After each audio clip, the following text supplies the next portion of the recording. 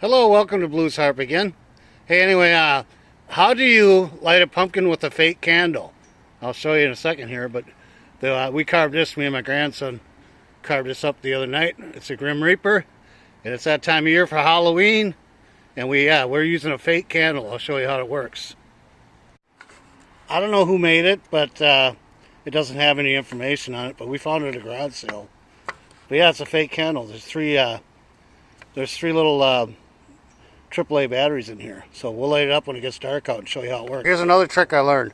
When you're cutting your tops for your covers, cut it nice at a good angle there so don't fall in. It's got a good lip on there. Not only that, cut a little V-notch out of here. See that, how we did that? That way when you put the cover on, it fits in there, locks in place easier. You don't have to mess around with it trying to get it to fit. I lit up the pumpkin there, guys. See how nice that looks? The Grim Reaper there? Yeah. That's the Grim Reaper. I told you about that candle in there?